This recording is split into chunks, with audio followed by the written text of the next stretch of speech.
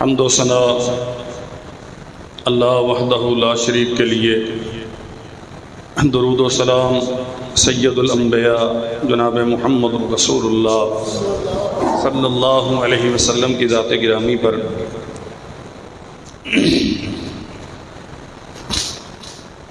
نبی کریم صلی اللہ علیہ وسلم کی بعثت کے بعد بنی نوع انسان کے لیے کسی اور پیغمبر اور رسول کی ضرورت باقی نہیں رہی۔ اللہ حکم الحاکمین نے رحمت کائنات صلی اللہ علیہ وسلم پر دین اسلام مکمل کر دیا۔ تکمیل دین کا معنی یہ ہے اب اس میں کسی قسم کی کمی یا زیادتی کی گنجائش نہیں، اور محمد رسول اللہ صلی اللہ علیہ وسلم نے دین اسلام مکمل طور پہ وضاحت کے ساتھ امت کو سمجھا دیا۔ لِتُبَيِّنَ لِلنَّاسِ مَا نُزِّلَ إِلَيْهِمْ، رسول اللہ صلی اللہ علیہ وسلم کے فرائض منصبی میں سے ایک بہت بڑی ذمہ داری یہ ہے کہ آپ دین اسلام کی تبیین کر دیں، وضاحت کر دیں۔ آپ صلی اللہ علیہ وسلم نے وہ وضاحت کر دی، اور عرفات کے میدان میں امت سے اس بات کی گواہی طلب کی، الا هل بلغت، لوگوں کیا میں نے تمہیں دین پہنچا دیا؟ تو بیک زبان جمع غفیر ہے انسانوں کا، سب نے کہا قد بلغت الرسالہ وادیت الامانہ، آپ کے پاس یہ دین اسلام امانت تھا، آپ نے ہم تک منتقل کر دیا۔ جب دین مکمل ہے اور پوری وضاحت کے ساتھ محمد رسول اللہ صلی اللہ علیہ وسلم نے اسے امت تک پہنچا دیا، اور باقاعدہ بلا بلا کے متوجہ کر کر کے ایک ایک مسئلہ حجۃ الوداع کے موقع پر فرمایا خذوا عنی مناسککم، لوگوں حج کرنے کا طریقہ مجھ سے سیکھ لو، عین ممکن ہے کہ آئندہ سال میں تمہارے اندر موجود نہ رہوں۔ تو گویا سب کچھ امت کو سکھا دینا اور مکمل دین جو اللہ کی طرف سے نازل کیا گیا اسے امت تک منتقل کر دینے کا معنی یہ ہے کہ اب بنی نوع انسان کو کسی نئے مطاع اور مقتدا کی، کسی نئے پیغمبر اور رسول کی، اور کسی نئی شریعت اور دین کی ضرورت باقی نہیں ہے۔ قیامت تک آنے والی انسانیت کے لیے محمد رسول اللہ صلی اللہ علیہ وسلم کی نبوت اور رسالت مؤثر ہے، اور روئے زمین پہ سانس لینے والے آخری فرد تک دین اسلام جو کتاب و سنت کی صورت میں موجود ہے یہی دین کا آرامد ہے۔ اس کے علاوہ نہ کسی نئے نبی کی کوئی گنجائش ہے، نہ نئے دین کی گنجائش ہے۔ رسول اللہ صلی اللہ علیہ وسلم نے فرمایا ان الرسالۃ والنبوۃ قد انقطعت، بے شک نبوت اور رسالت مکمل ہو گئی، مجھ پہ منقطع ہو گئی، اب یہ کنٹینیو نہیں رہے گی، میرے بعد کسی کو نبوت اور رسالت نہیں سونپی جائے گی۔ فلا رسول بعدی ولا نبی، میرے بعد نہ کوئی رسول ہے، نہ کوئی نبی ہے، نہ کوئی ذلی، نہ کوئی بروزی، نہ تشریعی، نہ غیر تشریعی، نہ حقیقی نہ غیر حقیقی، نہ مستقل نبی نہ امتی نبی، کسی صورت میں کوئی نبی اور کوئی رسول میرے بعد نہیں۔ لوگوں پر یہ بات گراں گزری، اور یہ بات بھی سمجھنے کی ہے گراں کس مسئلے میں؟ کیا وہ یہ چاہتے تھے کہ آپ کے بعد نبوت جاری رہے؟ کیا ان کی خواہش تھی کہ آپ کے بعد کوئی نیا دین دیا جائے؟ ایسا ہرگز نہیں۔ صحابہ کرام رضوان اللہ علیہ مجمعین خوش ہوتے تھے اس بات پہ کہ آسمان سے وحی نازل ہوتی ہے، اللہ ذو الجلال والاکرام اپنے نبی کے ذریعے سے ہمیں مخاطب کرتا ہے، اس بات پہ وہ دل گرفتہ ہے کہ نبوت اور رسالت کی تکمیل کا معنی یہ اور ختم نبوت کا معنی یہ کہ اب آسمان سے وحی موقوف ہو جائے گی۔ رسول اللہ صلی اللہ علیہ وسلم نے فرمایا وَلَكِنَّ الْمُبَشَّرَاتِ، لیکن خوشخبریاں آتی رہیں گی۔ اللہ کے نبی وہ خوشخبریاں کیا ہیں؟ فرمایا رؤیا المسلم، ایک دوسری حدیث میں ہے رؤیا الصالح، نیک خواب یا مسلمانوں کو آنے والے اچھے خواب، ہی جزء من اجزاء النبوہ، یہ اللہ ذو الجلال والاکرام کی طرف سے خوشخبریاں ہیں۔ یہ ایک الگ مستقل موضوع ہے کہ خواب اچھا کون سا ہوتا ہے، برا کون سا ہوتا ہے، لیکن یہاں بیان کرنا محض اتنا مقصود ہے کہ رسول اللہ صلی اللہ علیہ وسلم نے بصراحہ کوئی لگی لپٹی رکھے بغیر یہ اعلان کر دیا ان الرسالۃ والنبوۃ قد انقطعت فلا رسول بعدی ولا نبی، نبوت اور رسالت مکمل ہو گئی ہے، میرے بعد نہ کوئی نبی ہے نہ کوئی رسول ہے۔ اور فرمایا انہ لا نبی بعدی ولا امت بعدکم،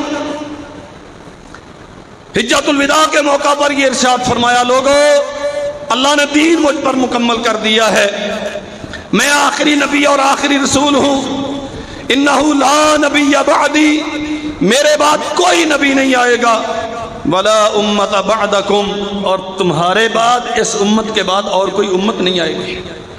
امت تو نبی کے ساتھ بنتی ہے، ملت تو نئے دین کے ساتھ بنتی ہے۔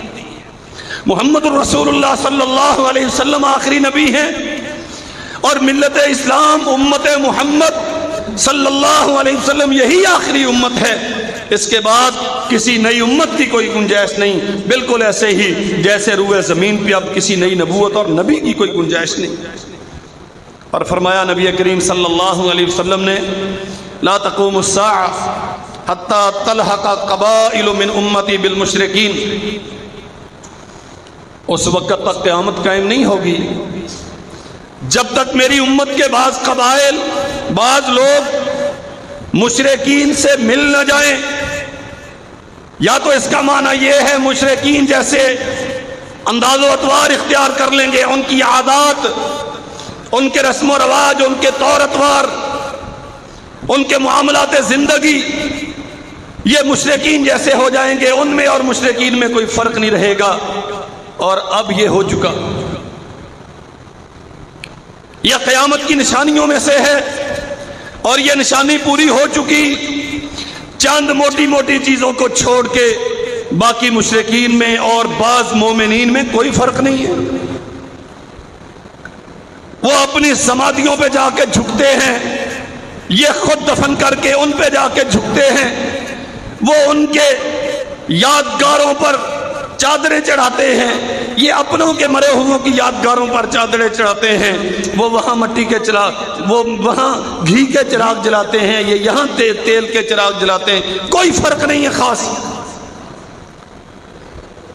حتی تلحق من امتی، حتی تلحق قبائل من امتی بالمشرکین، قیامت سے پہلے ایسے احوال دیکھنے میں آئیں گے کہ بہت سارے کلمہ پڑھنے والے مشرکین کے جیسے اعمال کریں گے۔ اور فرمایا وَحَتَّى يَعْبُدُ الْأَوْثَانَ، اس قدر زیادہ عقیدوں میں خرابی پیدا ہو جائے گی۔ فرمایا قبائل من امتی، ہوں گے میری امت کے لوگ، یعنی کلمہ پڑھتے ہوں گے، نسبت محمد الرسول اللہ صلی اللہ علیہ وسلم کی طرف کریں گے، لیکن مشرکین جیسی عادات و اطوار اختیار کر لیں گے، حتیٰ کہ مشرکین کے ساتھ مل کے بتوں کی پرستش کریں گے۔ اور یہ بھی ہو رہا ہے۔ بت محض پتھر کی مورتی کو نہیں کہا جاتا، بت صرف لکڑی کے بنائے ہوئے مجسمے کو نہیں کہا جاتا، ہر وہ چیز جسے اللہ کے علاوہ پوجا جاتا ہے، جسے اللہ کے مقابلے میں پوجا جاتا ہے، وہ بت ہے، وہ صنم ہے۔ کوئی زندوں کو پوج رہا ہے، کوئی مردوں کو پوج رہا ہے، کوئی رسم و رواج کی پرستش کر رہا ہے، کوئی برادریوں کو پوج رہا ہے، کوئی سیاسی منشوروں جماعتوں کو پوج رہا ہے، کوئی وطن اور مٹی کو پوج رہا ہے، محمد رسول اللہ صلی اللہ علیہ وسلم کے دین کے ماننے والے جو مخلص ہوتے ہیں وہ سب کو چھوڑتے ہیں، پرستش صرف اللہ کی کرتے ہیں۔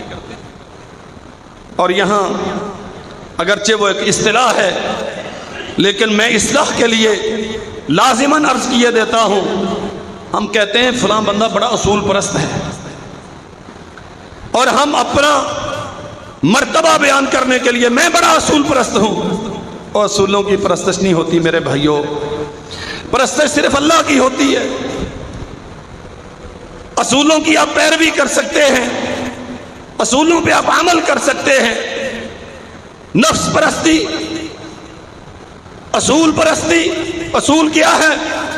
تیری خواہشات کا نام ہے یا کسی اور کی خواہشات کا نام ہے، بنائے ہوئے ضوابط کا نام ہے۔ ضابطوں کو نہیں پوجا جاتا، قوانین اور آئین کو نہیں پوجا جاتا، پوجا تو خالق کو جاتا ہے، اور اصول تو مخلوق ہوتا ہے۔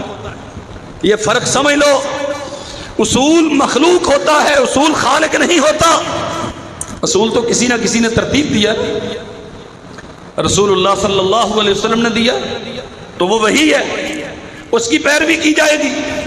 اگر کسی اور انسان نے بنایا ہے تو وہ اس کی تخلیق ہے، اگر تیری خواہشات کے مطابق ہے تو یہ تیرے نفس کی آرزویں ہیں، اور آرزوئے نفس کو پرستش کرنا حرام ہے۔ وَمَنْ أَضَلُّ مِمَّنِ اتَّبَعَ هَوَاهُ بِغَيْرِ هُدًى مِّنَ اللَّهِ۔ اللہ فرماتے ہیں سب سے زیادہ گمراہ وہ انسان ہے جو اپنی خواہشات نفس کو پوجتا ہے۔ وَيَعْبُدُونَ الْأَوْثَانَ حَتَّى يَعْبُدُ الْأَوْثَانَ، حتیٰ کہ بتوں کی پرستش شروع کر دیں گے۔ اور فرمایا وَإِنَّهُ سَيَكُونُ فِي أُمَّتِي 30 كَذَّابُونَ، اور میری امت میں قیامت سے پہلے 30 جھوٹے آئیں گے۔ کذابون کلہم یدعم انہ نبی، وہ سارے یہ گمان رکھیں گے کہ نبی ہیں، یہ 30 یہ سارے دعویٰ کریں گے کہ ہم نبی ہیں۔ وَأَنَا خَاتَمُ النَّبِيِّينَ لَا نَبِيَّ بَعْدِي، یہ جھوٹے ہوں گے۔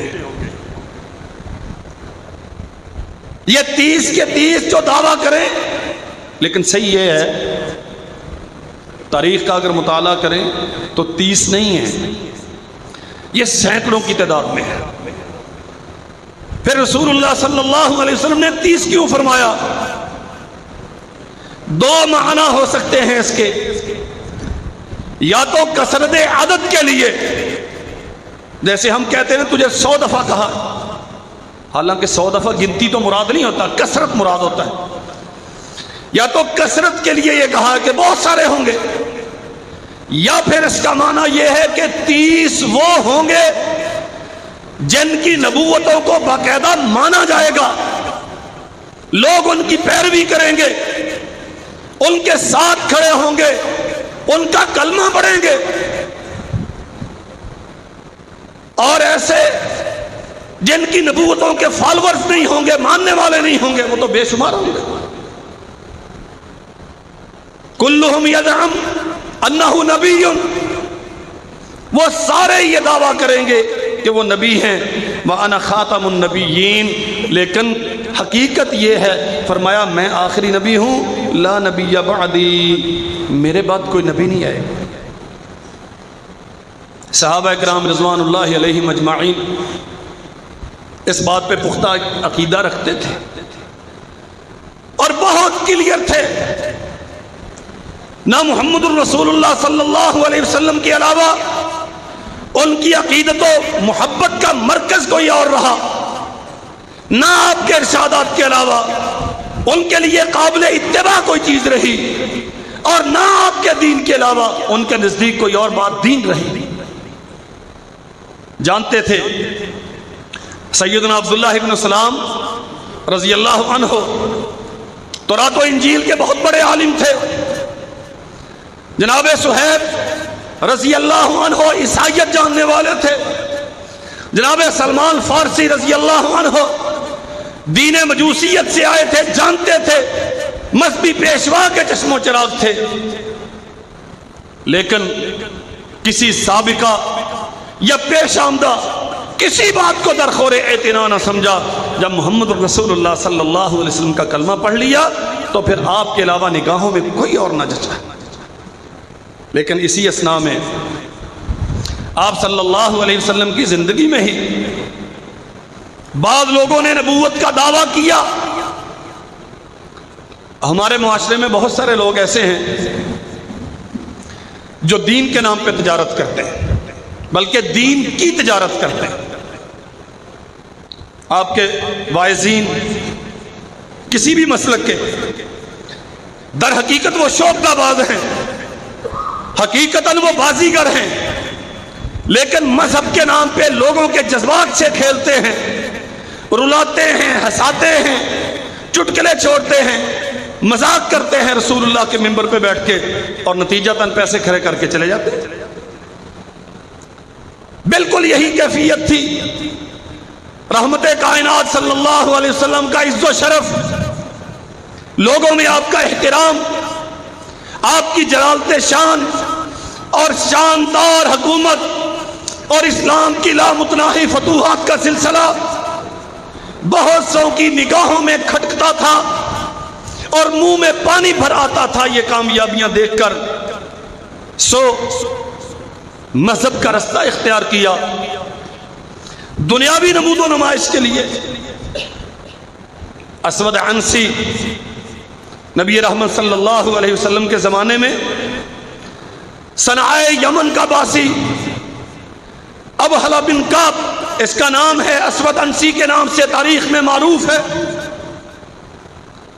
رسول اللہ صلی اللہ علیہ وسلم نے خط لکھا کسرا فارس کو، اللہ کی وحدانیت کی، اپنے ختم نبوت کی دعوت دی، اور اس بدبخت نے آپ صلی اللہ علیہ وسلم کا نامہ مبارک پھاڑ دیا، چاک کر دیا. قاصد جو خط لے کے گیا تھا واپس آیا بڑا دل گرفتہ، نہایت پریشان. اللہ کے نبی اس خبیث نے آپ کا نامہ مبارک چاک کر دیا. فرمایا عبداللہ پریشان نہ ہو، قد مزق ملکہ، اس نے آخری نبی کا خط نہیں پھاڑا، اس نے اپنی سلطنت پہ موت کی مہر ثابت کر دی. اس نے اپنا ملک برباد کر لیا، اس کی بادشاہت گئی. اللہ اکبر. اس نے کسرا فارس نے والی یمن جو اس وقت کسرا فارس کا ایک صوبہ تھا، اسے خط لکھا، پیغام دیا کہ اس نام کا آدمی ہے جو نبی ہونے کا دعویٰ کرتا ہے، کوئی سمجھدار بندے بھیجو، حالات کا جائزہ لو اور اس مدعی نبی کو گرفتار کر کے میرے پاس بھیجو. بازام یا بازان نام کا یہ گورنر، اس نے اپنے نمائندے بھیج دیے. بعض مورخین نے لکھا ہے 1 مہینہ رسول اللہ صلی اللہ علیہ وسلم کی خدمت میں رہے، بغور آپ کے حالات دیکھتے رہے اور آپ سے مطالبہ کرتے رہے کہ آپ ہمارے ساتھ چلیں. ایک دن رسول اللہ صلی اللہ علیہ وسلم نے فرمایا سنو، ان ربی قتل ربک، میرے رب نے تمہارے بادشاہ کو قتل کر دیا ہے. کسرا فارس بیٹا وہ اٹھا اور باپ کو قتل کر کے تخت شاہی پہ قبضہ کر لیا. اللہ کے نبی کی وہ پیشین گوئی ثابت ہوئی، قد مزق ملکہ، اس نے رسول کا خط نہیں پھاڑا، اس نے اپنی بادشاہت ٹکڑے ٹکڑے کر لی. فرمایا ان ربی قتل ربک، جو میرا رب ہے اس نے تمہارے رب کو قتل کر دیا. تم باطل کی پرستش کرنے والے، میں سچے کا ماننے والا. بیٹے کو چڑھا دیا، بیٹے نے باپ کو قتل کر دیا. یہ حیران ہے، رسل و رسائل کے پیغام رسانی کے یہ ذرائع نہیں تھے. اتنی جلدی ایک علاقے کی خبر دوسرے علاقے میں پہنچنا ممکن نہ تھا، اور ہادی کائنات نے تب فرمایا تھا ان دینی و سلطانی سیبلغ ما بلغ کسرا وینتہی الی منتہی الخف والخافر۔ کسرا فارس کے ایلچیو، میں محمد کا دین اور میری بادشاہت سیبلغ ما بلغ کسرا، کسرا فارس کی سرحد کے آخری کونے تک محمد عربی کی عظمت کا پرچم لہرائے گا۔ وَيَنْتَهِي إِلَى مُنْتَهَى الْخُفِّ وَالْخَافِرِ، اور میرا دین اور اس دین کی عملداری وہاں تک پہنچے گی جہاں تک سورج کی شعاعیں پہنچتی ہیں، جہاں تک رات کی تاریکیاں پھیلتی ہیں۔ اور اللہ ذو الجلال والاکرام نے یہ کر دکھایا۔ سیدنا فاروق اعظم رضی اللہ عنہ کے زمانے میں کسرا فارس سارا اسلام کی عملداری میں آ گیا، اور ہمارا یقین ہے، عقیدہ ختم نبوت کا لازمی حصہ ہے یہ یقین کہ قیامت قائم ہونے سے پہلے پہلے روئے زمین کی ہر بستی میں، ہر کونے میں محمد عربی کی عظمت کا پرچم لہرائے گا۔ یہ میرے نبی کی ضمانتیں ہیں، اللہ کے وعدے۔ یہ دو بندے جو رسول اللہ صلی اللہ علیہ وسلم کی گرفتاری کے لیے آئے تھے، یہ واپس گئے اپنے حاکم کے پاس یمن میں، اور جا کے اسے خبر دی کہ وہ جو اپنے آپ کو نبی کہتے ہیں انہوں نے فلاں دن کہا کہ کسرا فارس کو قتل کر دیا گیا۔ اب یہ گورنر صاحب سمجھدار آدمی تھا، اس نے کہا جی اگر یہ بات درست ہوئی کہ اسی دن کسرا فارس قتل ہو گیا اور اسی دن قتل ہوا جس دن محمد رسول اللہ صلی اللہ علیہ وسلم نے کہا، تو اس کا معنی ہے کہ پھر وہ سچے نبی۔ فون نہیں تھے، تار نہیں تھی، پیغام رسانی کے یہ ذرائع نہ تھے، اتنی جلدی کہ رات کو قتل ہوا اور صبح دم زبان نبوت سے اعلان ہو گیا۔ یہ انتظار میں رہا، اور جب کسرا فارس کی موت کی تصدیق ہو گئی اور اس دن کا تعین یا اس رات کا تعین بھی ہو گیا، بالکل وہی رات تھی جس کی صبح محمد رسول اللہ نے اس کے قتل کی خبر دی، یہ کلمہ پڑھ کے مسلمان ہو گیا اور اعلان کیا کہ اتنی جلدی پیغام صرف آسمان سے آ سکتا ہے۔ جس نے ہمارے بادشاہ کے قتل کی خبر دے دی جبکہ خبر ابھی شاید محل سے باہر نہ نکلی تھی، تو وہ سوائے نبی کے اور کوئی نہیں ہو سکتا۔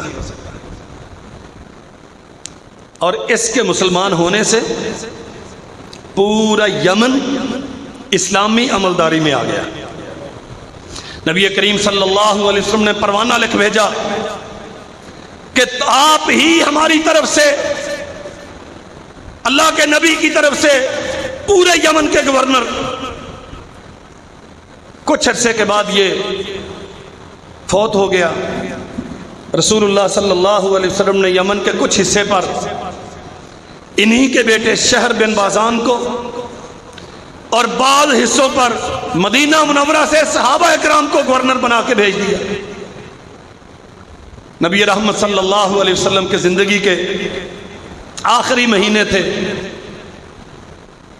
کہ ابحل بن کعب اسود عنسی، اس نے جب دیکھا کہ یمن کی سلطنت مختلف عملداریوں میں تقسیم ہو گئی، اس نے نبوت کا دعویٰ کیا اور شہر بن بازان پر اپنا لشکر لے کے حملہ کیا۔ نتیجتاً آپ دیکھیں اللہ ذو الجلال والاکرام اپنے دین کی خدمت کیسے کیسے لوگوں سے لیتا ہے۔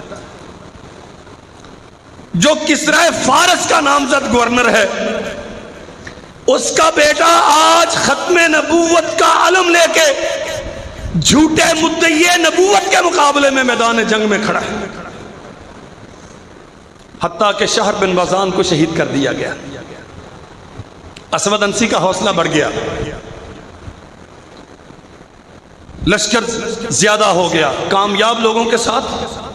آپ بھی دیکھتے ہیں نا، جو پارٹی جیت رہی ہو ووٹ اسی کا، نہ کوئی ضمیر، نہ کوئی نظریہ، نہ کوئی مستقبل کی فکر، نہ کوئی وطن کی خبر، بس جو جیت رہا ہے ہم اسی کے ساتھ ہیں۔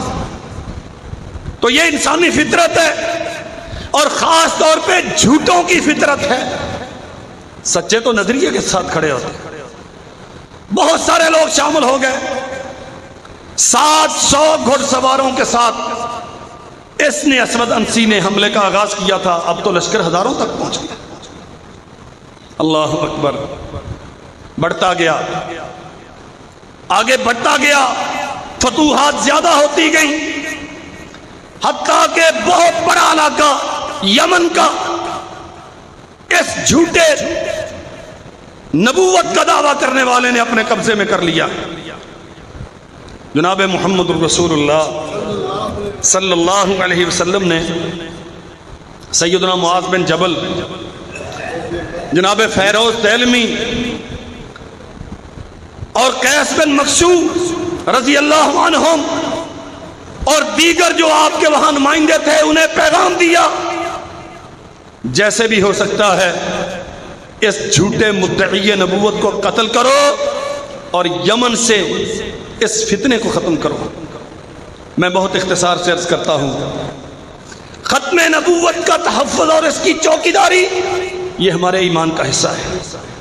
یہ داستان نہیں ہے محض، قصہ خوانی کرنا مقصود نہیں ہے، یہ مسئلہ نظر انداز کر دیے جانے والا نہیں ہے کہ ٹھیک ہے جی اس کا مسئلہ ہے، سرور کونین نے کہا اسے مارو، اور اس خبیث نے جناب شہر بن بازام کی بیوہ کے ساتھ جو مسلمان تھی شادی کر لی۔ اسود انسی نے، فیروز دہلمی، قیس بن مکشوم رضی اللہ عنہما، انہوں نے جیسے تیسے بھی رابطہ پیدا کیا اسود انسی کی اس نو بیاہتا بیوی کے ساتھ جو مومنہ تھی، اور منصوبہ بندی کی کہ اسے قتل کرنا ہے۔ اور وہ اللہ کی بندی جب اس کے ساتھ رابطہ ہوا اور اسے کہا کہ تو مومنہ ہے، تو رسول اللہ کی ختم نبوت پہ ایمان رکھتی، بتا کیا ساتھ دے گی ہمارا؟ فرماتی ہیں کیا چاہتے ہو؟ کہا صرف ایک بات، اس ناپاک وجود سے زمین کو پاک کرنا ہے۔ وہ بی بی قسم اٹھا کے کہتی ہے، اللہ کی قسم روئے زمین پہ میرے نزدیک ایک سے برا آدمی اور کوئی نہیں۔ بیوی ہے اس کی، اور وقت کے بادشاہ کی بیوی، ناز و نعم، عیش و تنعم، نعمتیں اور عشائشیں نہیں، آخرت کی فکر ہے، اپنے ایمان کی فکر ہے۔ فرماتی ہیں میرے نزدیک اس سے زیادہ برا آدمی اور کوئی نہیں۔ لمبی داستان ہے۔ اس بی بی نے اندر سے مخبری کی، باہر سے یہ اللہ کے بندے تیار تھے، ایک کمرے میں نقب لگا کر اندر آئے، اور ایک ریشمی بستر پر یہ خبیث لیٹا ہوا مزے کی نیند سو رہا ہے، اور یہ جنتی خاتون، انشاءاللہ جنتی خاتون، یہ تیز دھار تلوار لے کے ان مجاہدوں کے انتظار میں بیٹھی ہے۔ وہ اندر آئے تو اسلحہ پیش کیا، یہ پکڑو اور اس خبیث کو قتل کرو۔ مار دیا، مار رہے تھے تو اس نے ڈکرانا شروع کر دیا، چھوٹنے کے لیے کوشش کی تو باہر سے پہرے دار، مورخین نے لکھا ہے کہ اس کے زنان خانے میں بھی اس کے پہرے دار ہوتے تھے، اور گھر کا کوئی کونا پہرے داروں سے خالی نہیں چھوڑتا تھا۔ انہوں نے پوچھا کیا ہے؟ تو یہ بی بی محترمہ کہتی ہے پریشان نہ ہو، تمہارے نبی پر وحی آ رہی ہے، انتظار کرو، تمہارے نبی پر وحی آ رہی ہے۔ اور فیروز کہتے ہیں کہ میں جانے لگا تو اس خاتون نے مجھے پکڑا، کہا کہاں جا رہے ہو؟ کہا مار دیا، جا رہا ہوں۔ فرماتی ہیں ابھی یہ خبیث مرا نہیں ہے، سانس چل رہی ہے، اچھی طرح سے مارو۔ حتیٰ کہ کہتے ہیں میں سینے پہ چڑھ کے میں نے اس کی گردن اتاری، اور بی بی کہتی اب جانے کی ضرورت نہیں۔ سمجھو بات میرے بھائیو، فرماتی ہیں اب جانے کی ضرورت نہیں۔ یہ 3 مجاہد تھے، مخشوع بن قیس بن مخشوع، فیروز دہلمی، ایک اور تھے۔ صبح کی سفیدی نمودار ہوئی، یہ اس کے محل کی چھت پہ چڑھے اور اعلان کیا ایھا الناس اشہد ان محمد الرسول اللہ وان ابہلۃ کذاب۔ ہم اعلان کرتے ہیں محمد اللہ کے سچے رسول ہیں، ابہلا بن کعب کذاب ہے، اور اوپر سے سر نیچے پھینکا زمین پر۔ اللہ ذو الجلال والاکرام نے اس فتنے کا خاتمہ کر دیا۔ کتنے ہی لوگ اللہ کے بندے اس کے ساتھ جنگ و جدال میں شہید ہوئے، لیکن رسول اللہ صلی اللہ علیہ وسلم کی زندگی کے آخری 4-5 دن باقی تھے جب یہ خبر مدینہ میں پہنچی کہ اسود عنسی قتل کر دیا گیا ہے۔ حافظ ابن کثیر نے البدایہ میں لکھا محمد رسول اللہ صلی اللہ علیہ وسلم نے اعلان کیا لوگو روئے زمین کے خبیث ترین آدمی کو ایک مبارک ترین آدمی نے قتل کر دیا۔ اور ایک اور سنیے، اسی سرزمین یمن کے ایک تابعی تھے، بڑی عمر کے تھے، نبی رحمت کی زندگی میں اسلام قبول کر چکے تھے، لیکن آپ سے شرف صحابیت حاصل نہ کر سکے، آپ کی زیارت سے محروم رہے۔ سیدنا ابو مسلم عبداللہ بن صوب الخولانی رحمت اللہ علیہ اسلام کے بڑے علماء میں سے تھے۔ اسود عنسی کو کسی نے مشورہ دیا اگر اپنی نبوت کا سکہ منوانا چاہتے ہو تو ابو مسلم عبداللہ بن صوب خولانی کو اپنے ساتھ ملاؤ۔ اس نے بلا لیا، حضرت تشریف لے آئے، یہ مذاکرات کرتا ہے، اتشہد ان محمد رسول اللہ؟ ابو مسلم کیا تو گواہی دیتا ہے کہ محمد اللہ کے رسول ہے؟ فرمایا ہاں اشہد ان محمد رسول اللہ۔ ایک جھوٹے دعوی نبوت کرنے والے کے دربار میں کھڑے، شمشیر بکف اس کے قاتل دستے موجود ہیں، اور معلوم ہے کہ یہ زندگی بخشنے والا نہیں ہے، لیکن اللہ کی قسم 1000 زندگیاں ہوں محمد الرسول اللہ کی ختم نبوت کی چوکیداری پہ قربان۔ اتشہد ان محمد الرسول اللہ، کیا تیرا عقیدہ یہ ہے کہ محمد اللہ کے رسول ہیں؟ فرمایا ہاں اشہد ان محمد الرسول اللہ، میرا عقیدہ یہی ہے کہ محمد اللہ کے رسول۔ وہ کہتا ہے میرے متعلق کیا خیال ہے؟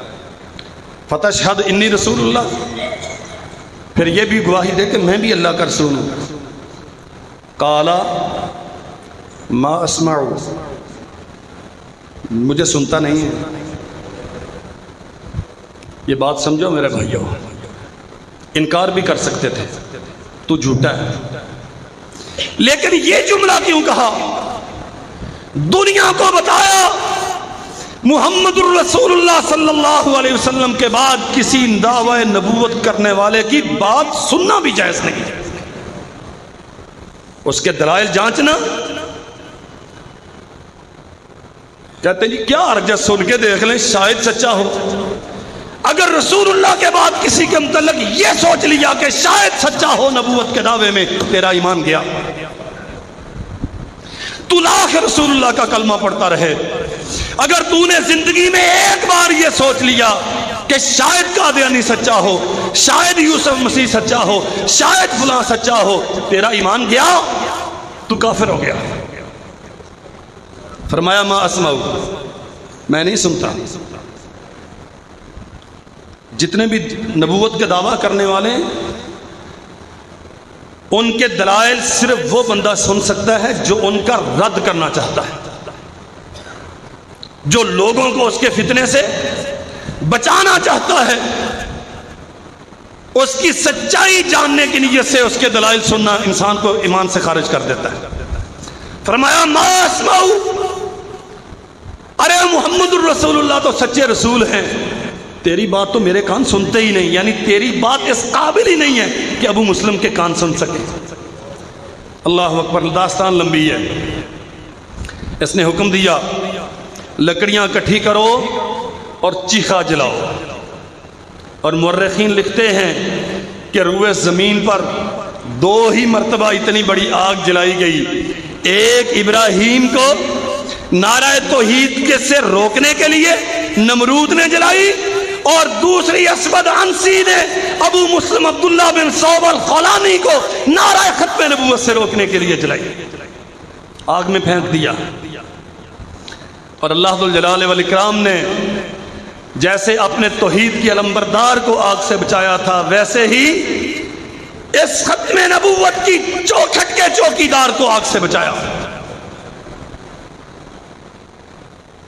لوگوں نے مشورہ دیا اگر آگ ابو مسلم خولانی کو نہیں جلا پائی تو اسے جلا وطن کر دو، اگر یہ یمن میں رہا تو تیرے لیے مسائل کھڑے کرے گا۔ جلا وطنی کے آرڈر آ گئے۔ اللہ اکبر، نکلے تو کہاں گئے؟ مدینۃ النبی میں نکلے تو رسول اللہ کے شہر میں، مسجد نبوی میں آئے۔ اجنبی علاقہ ہے، جانتا کوئی نہیں، لیکن سچ یہ ہے اسلام سب سے بڑا تعارف ہوتا ہے۔ اہل مدینہ کے ساتھ کوئی رشتہ ناتا نہیں، کوئی تعلق خاطر کسی سے کوئی علاقہ نہیں، لیکن اسلام تو ہے نا۔ آئے اور مسجد نبوی میں بیٹھے ہوئے سیدنا عمر بن خطاب رضی اللہ عنہ کی نگاہ پڑی، پوچھا کہاں سے آئے ہو، مسافر لگتے ہو؟ فرمایا یمن سے آیا ہوں۔ عمر فوراً کہتے ہیں ہمارے اس بھائی کا کیا حال ہے جسے آگ نہ جلا سکی، ہمارے اس بھائی کا کیا حال ہے جسے آگ بھی نہ جلا پائی۔ ابو مسلم عبداللہ بن صوب الخولانی کہا انا عبداللہ ہے۔ عمر بن خطاب کہتے ہیں واللہ انت عبداللہ، اللہ کی قسم اٹھا کے بتاؤ عبداللہ بن صوب تم ہی ہو؟ اللہ اکبر، قسم اٹھا کے فرمایا عبداللہ بن صوب میں ہی ہوں۔ آگے بڑھے اور ابو مسلم الخولانی رحمت اللہ علیہ کی پیشانی پہ بوسہ دیا۔ کس نے؟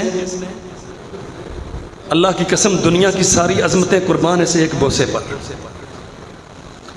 کائنات کی ساری بادشاہتوں کی دولتیں قربان، عمر بن خطاب کی عزت و تکریم دیے جانے کے اس ایک عمل پر۔ بوسے کا معنی کیا ہوتا ہے؟ میں تو اس سے محبت کرتا ہوں۔ بوسے کا معنی کیا ہوتا ہے؟ میں تیرا احترام کرتا ہوں۔ اور عمر ابو مسلم کا احترام کس لیے کرتے ہیں؟ ووٹ چاہیے تھا؟ کو کاروباری شراکت داری تھی؟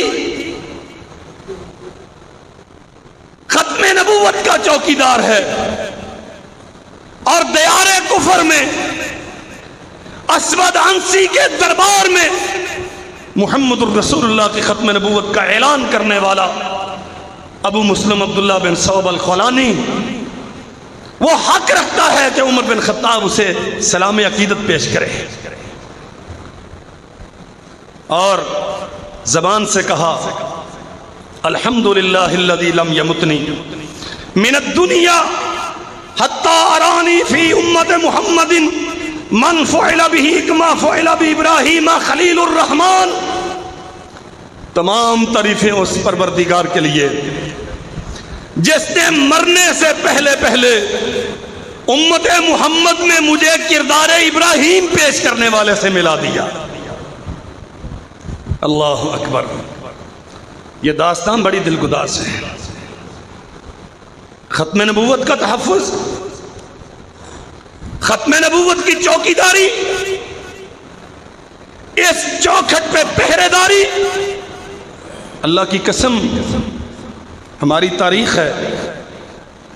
یہ تو آج کی بات ہے نا، لوگ قادیانی کو جانتے ہیں، تھوڑا بہت اس کی سازشوں سے واقف ہیں، اور باقی ہم یہ سمجھتے ہیں کہ کلمہ پڑھ لیا، نماز پڑھ لی، بس کافی ہے۔ اور مسلمانوں یاد رکھو، تمہارے لیے اتنا کافی نہیں ہے کہ تم ایک اللہ کے سامنے سجدے کرتے رہو اور ایک نبی کا کلمہ پڑھتے رہو، بلکہ اللہ ذو الجلال والاکرام کی توحید کو دنیا میں عام کرنا اور عقیدہ ختم نبوت کے اس محل کی نگرانی اور چوکیداری کرنا تمہاری منصبی ذمہ داری ہے۔ کیا پڑی ہے ابو مسلم کو اپنا گھر چھوڑنے کی؟